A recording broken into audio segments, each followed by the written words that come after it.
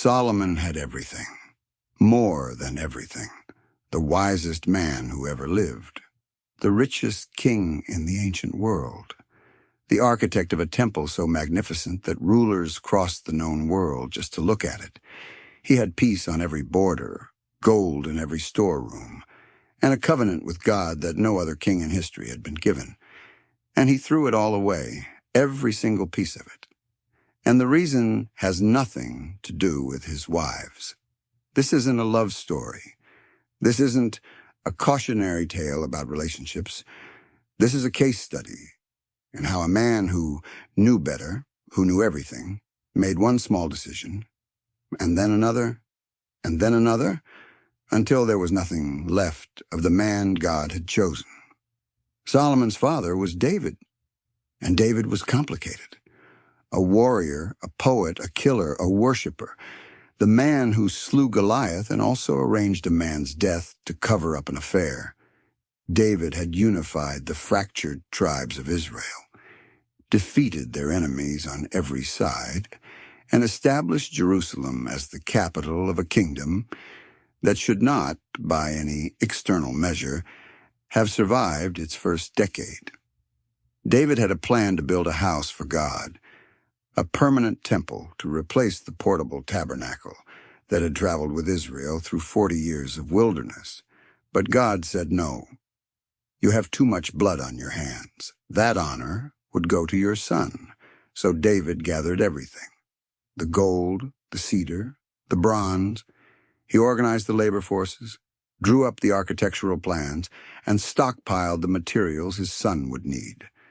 Then he died, and the weight of it all passed to Solomon. Early in his reign, Solomon went to Gibeon, the most important high place in Israel, and offered 1,000 burnt offerings. That night, God appeared to him in a dream and made an offer that has never been repeated in the biblical record. Ask whatever you want. The creator of everything, granting an unlimited request to a young king. Most kings, given that moment, would ask for military power, long life, gold. Solomon asked for wisdom, specifically the ability to govern his people and discern between good and evil. The text says this pleased God, not merely satisfied him, pleased him, because Solomon had access to anything, and he asked for the one thing that would make him genuinely useful to others. So God gave him wisdom, and then gave him everything he hadn't asked for: wealth, fame, and peace on every border, on top of it. The wisdom showed itself immediately. 2 women came before the king, 1 living infant, each woman claiming the child was hers. No evidence, no witnesses, no court in the ancient world had a mechanism for resolving this kind of dispute. Solomon called for a sword. He ordered the child divided, 1/2 for each woman. The real mother broke. Give him to her, don't hurt him. The other woman said, fine, divide him. Solomon handed the child to the woman who had broken. Within days, all of Israel had heard the story. The judgment hall went nearly silent after that. No one wanted to stand before a king who could see straight through them. Then came the project that would define his generation: the temple. David had dreamed it. Solomon built it. 7 years of construction, tens of thousands of workers, quarriers, stonecutters, woodworkers, metal workers, cedar from Lebanon, transported by sea to Joppa, gold from Ophir, some of the purest available in the ancient world. 2 enormous bronze pillars at the entrance, Jachin and Boaz, so tall they could be seen from outside the city walls. When the structure was complete, Solomon gathered all of Israel to Jerusalem for the dedication. The Ark of the Covenant was carried into the Holy of Holies by the priests, and a cloud filled the temple, so thick, so saturated with the presence of God, that the priest could not stand to continue ministering. That was the peak of Solomon's reign. And it happened right in the middle of it. But something else was already in motion beneath the surface. Solomon formed a political alliance with Egypt and sealed it by marrying Pharaoh's daughter. One marriage, historically normal, strategically defensible. A single bar in a cage he hadn't recognized as a cage yet. Then another treaty, another alliance, another daughter of another king. The logic was always the same. This marriage stabilizes a border. This alliance secures a trade route. Each individual decision made sense in isolation. It was the pattern that was lethal. And Solomon, the wisest man alive, was constructing the argument that justified each one in real time. Here is what makes it worse than it looks. Deuteronomy 17, written centuries before Solomon was born, gives explicit instructions for Israelite kings. 3 direct prohibitions. The king must not acquire many horses. The king must not cause the people to return to Egypt.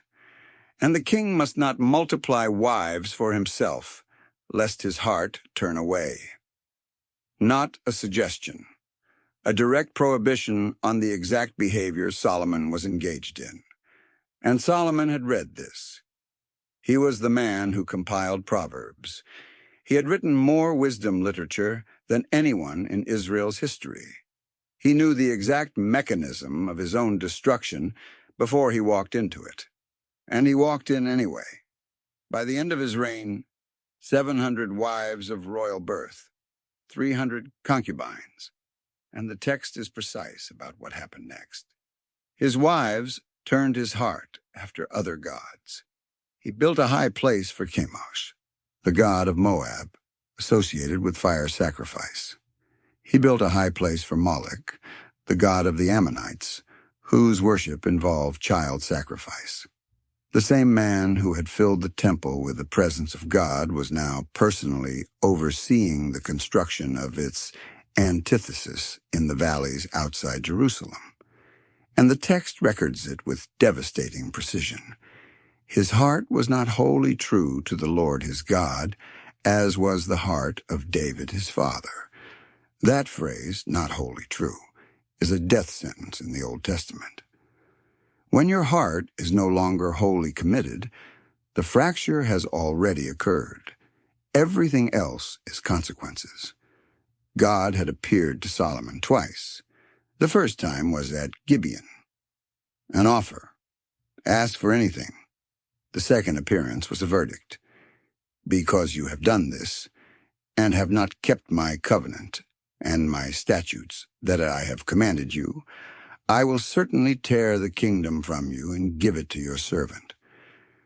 For David's sake, because of what that covenant carried, the tearing would happen after Solomon's death, not during it. But the outcome was already determined. The kingdom was already broken in the invisible realm. Everything that followed was simply the physical world catching up to a decision that had already been made. And Solomon knew it. Because at the end of his life, the man who had built everything, accumulated everything, married everyone, sat down and wrote. Vanity of vanities, says the preacher, vanity of vanities. All is vanity. What does man gain by all the toil at which he toils under the sun? That is not the conclusion of a man who lost his faith. That is the conclusion of a man who had more than any human being in history and found it hollow. Solomon had run the experiment that most people only dream of running. He had the resources to pursue anything. He chased wisdom, pleasure, wealth, and projects on a scale no one before or since has matched. And at the end of it, he wrote one word: empty. The wives didn't take Solomon down. He took himself down through a sustained pattern of trading invisible trust for visible security. Every political marriage was a statement: I don't trust God to protect this border, so I'll handle it myself. Every high place was a statement: the covenant isn't enough. I need the backup. Solomon had been given everything, and he chose to secure it himself. one transaction at a time, until the security apparatus he had built became the thing that consumed him. The wisest man who ever lived, who asked for wisdom above all things, and then chose, slowly, deliberately, to not use it. That's the story. Not a morality tale about marriage. A case study in self-betrayal at the highest level. Please like, share, and subscribe if you found this video informative.